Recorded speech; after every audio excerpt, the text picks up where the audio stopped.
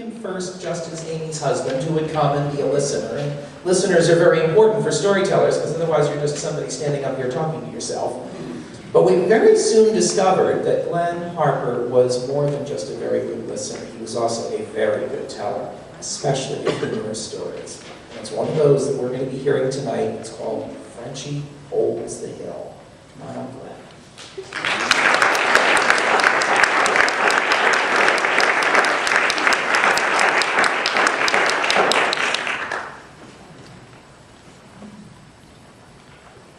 Some of you may recall that my mother hails from a small town in rural Hardin County, Ohio, called Ada. Now, there were a lot of good stories that came out of my mother's years growing up in that small town. But one of my favorites was always a story about a fellow named Frenchy. Now, when my mother knew of him, Theodore Frenchy Laurent was an older gentleman. He was considered a bit odd by some of the people in the town, but he garnered a lot of respect as well because he had been a veteran of the Spanish-American War, having served with the 1st Ohio Volunteer Artillery Corps. There were some people who said that not all of Frenchy ever came back from that war. They were probably right, literally and figuratively, because you see, Frenchy had been wounded in a freak battle accident involving a runaway cannon. And that accident had cost Frenchy one of his toes. It was that one little toe that cost Frenchy any lasting shot at military glory. When Frenchy got back to Ada, he stayed active.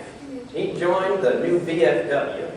And then he joined the buffaloes, the moose, the elks, and any other large hairy animal with a lodge that he could find. It was, in fact, at an elks dance some years later that Frenchy met the woman who would become his wife of 52 years.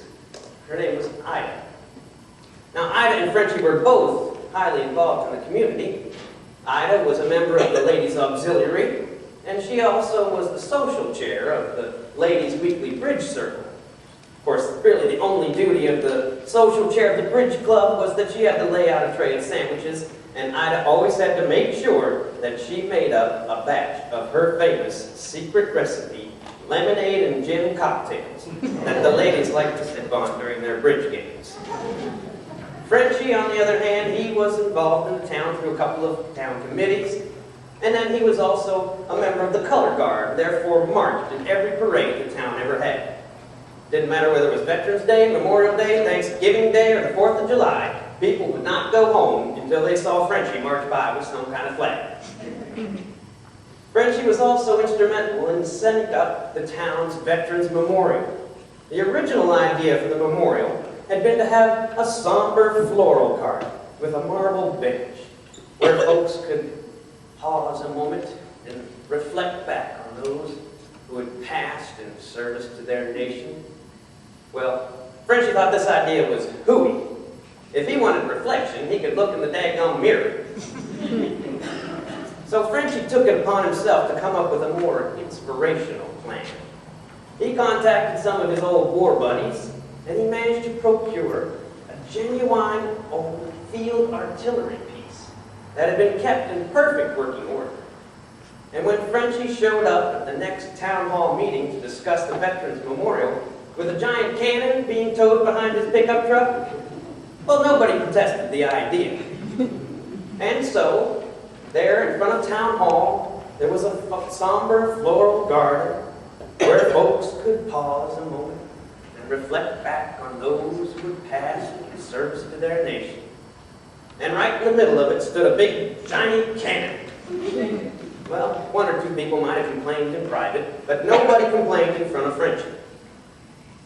In 1951, which is when the bulk of this story takes place, Frenchy found himself again in the center of controversy in town hall. You see, that month's meeting had been called to organize the 4th of July festivities for that later that year. And if you'll recall, 1951 was the 175th anniversary of the independence of this nation. Well, everyone agreed that that year's festivities had to be extra big, extra patriotic, and extra everything. Just nobody was agreeing on exactly what that meant. Some folks said the standard parade would be good. Others said a week of picnics and barbecues. Some people said you gotta have the kids riding on the fire engines and send them blazing down the streets with their sirens going. Nobody was agreeing on any of this, though. In the middle of one particular round of shouting, Frenchy slowly stood up and cleared his throat. The room kind of got quiet, as it had a habit of doing when Frenchy stood up to speak. Frenchy simply said 3 little words. The 1812 Overture. Well, Frenchy couldn't have told you a lot about the piece. He couldn't have told you who wrote it. But he damn well knew he liked it. Any piece that combined classical music and cannon fire was just about perfect as far as Frenchy was concerned. Well, not everyone was taken with the idea at first. But the townsfolk seemed to have a hard time saying no to Frenchy. And so after a long pause, someone in the back said, well, the marching band could play the music. And then someone else said, we could hold a concert in the town green. The band could use the gazebo. And finally somebody else said, we could shoot off fireworks afterwards. Well, after that, the idea just sort of steamrolled and plans were being made. When the fervor had kind of died down a bit, all the details kind of hashed out, the mayor was just about to adjourn the meeting when Frenchy stood up again. All eyes turned towards Frenchy. And he said, I'll get some powder for the cannon and we'll do this upright. Well, that would have been the moment when saying no to Frenchy probably would have been the best idea. But everyone sat in silence waiting for somebody else to do it. So eventually the mayor stood up and stammered out, now, Frenchy, are you sure that thing is safe? I mean, can you still use it? Well, Frenchy assured everyone the cannon was in perfect working order. He wasn't going to use any live ammunition, just black powder. And if he didn't damn well know how to shoot off a cannon, well then he might as well just go home and hack off another one of his toes. Well, nobody had a counter-argument to that. So it was agreed. Frenchy would be allowed to shoot the cannon once at the end of the grand finale of the 1812 Overture, just before the fireworks went off. By the beginning of July, the band had secured the sheet music. They'd been practicing for weeks. The town had organized a couple hundred folding chairs, and they'd set them out in the town green with a few more up on the gazebo for the band to sit in. The women of the town had all made cherry pies to serve before the concert. The mayor, he'd hired a company to do a small fireworks display after the show. Frenchy had contacted his war buddies. He got some powder and all the other equipment he'd need to shoot the cannon. Everything was set. On the day of the concert, it was powerfully hot and dry, late into the afternoon. Frenchy put on his old dress uniform. It was getting a little snug, but it still fit pretty good. He gathered up all his equipment, put it into a satchel, and headed off into the kitchen. In the back corner of the icebox, he found a big old jug of lemonade that Ida had apparently made. He took that lemonade with him and the satchel and headed off for town hall. Now he got himself all set up, crossed in the concert green, laid out all his equipment in perfect order. The band started to assemble in the gazebo. They tuned their instruments and warmed up. Now Frenchy found he was sweating like the dickens in that old uniform of his, so he downed a couple of glasses of lemonade just to stay cool. Then, as the crowd started to arrive, time passed. Eventually, folks had scraped up the last few bites of their cherry pie, tossed their plates away, and taken their seats. Afternoon had long since worn on till evening, and Frenchy saw he'd put quite a sizable dent in that lemonade. That morning, Frenchy had been a little bit nervous about everything, but now, as the band leader took the stairs to the gazebo to begin the concert, Frenchy found he was feeling pretty good. He was darn excited about getting a chance to fire off that old cannon. Well, the band warmed up the crowd with a couple of standard Sousa marches to get everybody clapping, and Frenchy decided he better check his equipment, make sure he hadn't forgotten anything at home. He stood up, wobbled a bit when he stood. He thought, "Hey, that old sun's drained you, boy. You ain't a spring chicken anymore."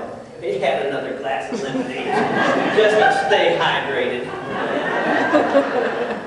Then he went down his mental checklist. Powder? Check. Fuse?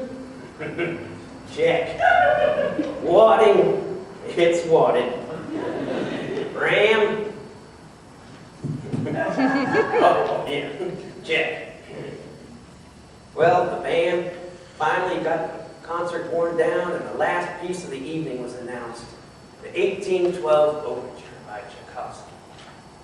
Frenchy was giddy with excitement. He listened a long while in silence, and then he decided he better get the ball rolling, and he'd make up a pouch for the powder. He got himself a small square of metal foil in his powder horn. Now, on account of bad lighting, you understand, he couldn't see quite as straight as he wanted to. And his hand shook a little while it was pouring, so he spilled a little bit of the powder, but he chalked it up to nerves. Pinched the foil pouch closed and set it aside. Now, Frenchy started to hear the first few notes of that famous repeated theme. Well,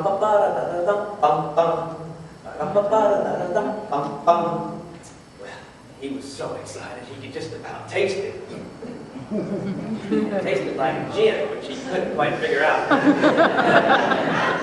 But he was so excited he could just about taste it.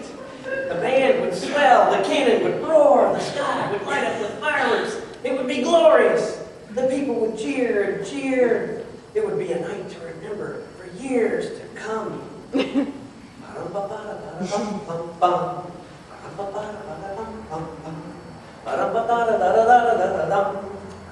Frenchy fiddled with the wadding in nervous anticipation. He said, "I'll give him a show that's extra patriotic." But then he started to worry. What if the cannon's roar was drowned out by the last few notes of the finale? What if the fireworks fired off early? We'd better use just a pinch more powder, Frenchy thought. We want to give him a good show.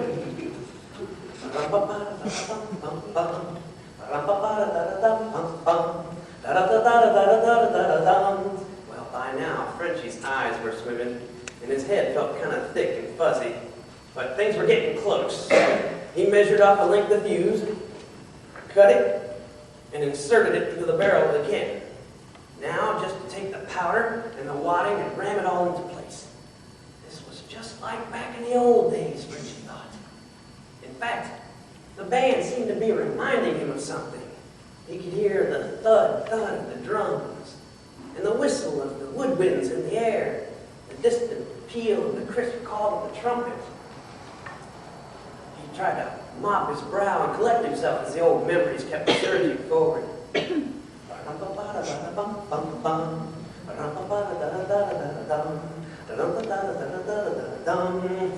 Music played on and on. Frenchy's head swirled and spun. His vision blurred. Suddenly, he found himself on a hill with the enemy camped in the valley below. He could hear the thudding thuds of mortars as they hit the ground, the whistle of rockets in the air, and the distant peal of a trumpet signaling charge. He looked around. His gun was in place, but his men had obviously fallen. It was up to him to hold the hill.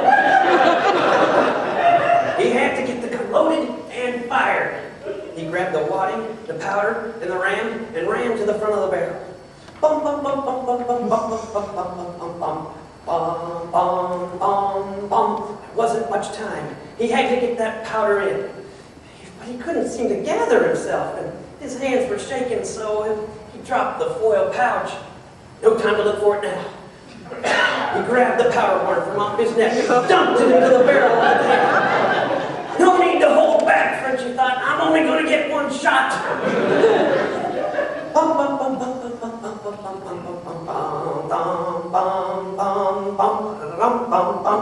Frenchy thrust the wadding deep into the cannon's barrel. Then he took the ram and packed it all back in.